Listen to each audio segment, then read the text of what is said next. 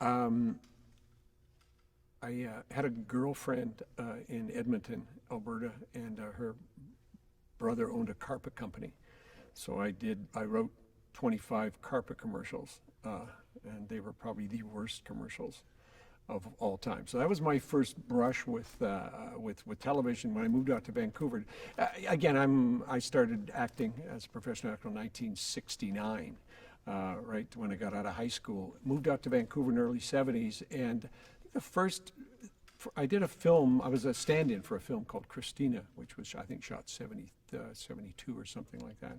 And that was my first. It's like going to school when you're a stand-in, meaning you're standing for the lead actor, and so you get to do all the setups. They're there for the lighting and everything. So that was my schooling, being a stand-in in a movie called Christina. Yeah. So I guess The Beachcombers comes fairly quick, 1972. Maybe you can tell me what you walked in on. Yeah, I remember as an actor driving through northern Alberta, doing theater for kids in school, and hearing an interview with Bruno Gerussi, and they were saying they were going to do this new show, and it was about a First Nations kid and this old Greek guy, and the premise of the show was they'd go out and collect logs on the water. I remember thinking, saying to the other actors, I said, a show about people collecting logs? This is going to last a week or so. And then following year, I'm back in Vancouver, auditioned for this part.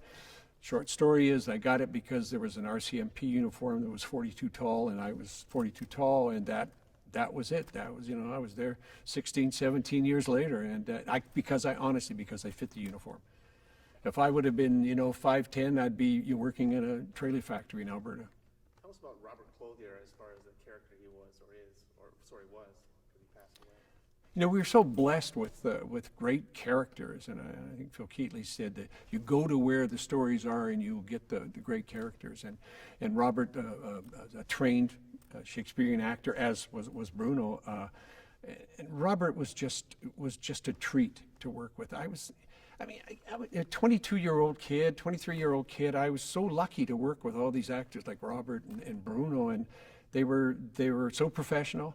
They were so giving. I was spoiled. Everyone who has done the Beachcombers will say that. They would say it was the best job we ever had. And they were all giving actors. They would give, they would work with you. They would never hog the screen. And it was just a treat to work with those guys.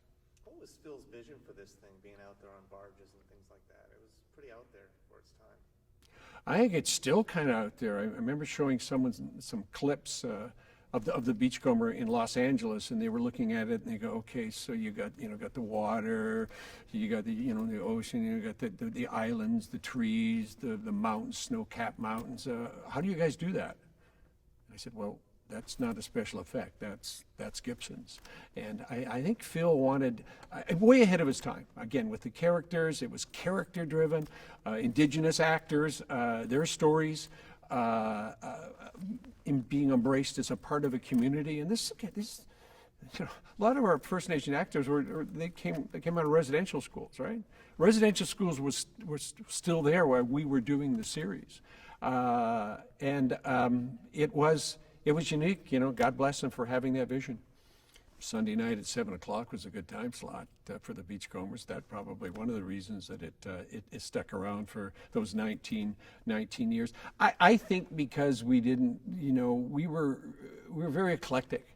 I think you didn't know what you were going to get at any given time when you turn it on. It could be a bizarre kind of comedy with slapstick with people getting pies in the face, and another one where a kid was getting eaten by a monster or something. So, it was very eclectic. The viewer didn't know what to expect. But I think what the viewers got is they got Canadiana. Oh God, that was great too, because we weren't ashamed to say we were Canadian. We didn't hide money. We didn't, it was Canadian. We taught Gibsons, played Gibsons. Is there another series, other than maybe Dallas playing Dallas, but certainly in Canada, there's no place that Gibsons that plays Canadian. I mean, that's it. Molly's Reach is still there. I get, Facebooks now and the social media. I get things every week from all over the world, And again, you forget about that as an actor. When we did it, we didn't have social media. We didn't, sure, we'd say, oh, wow, we've been sold to 50 or 60 different countries. Well, it ran in Germany and Australia for 12 or 14 years, every day after school. Millions and millions and millions of people all over the world watched it. And it was a big part of someone's life, I guess. Thank God for having only 2 or 3 channels, right? Yeah.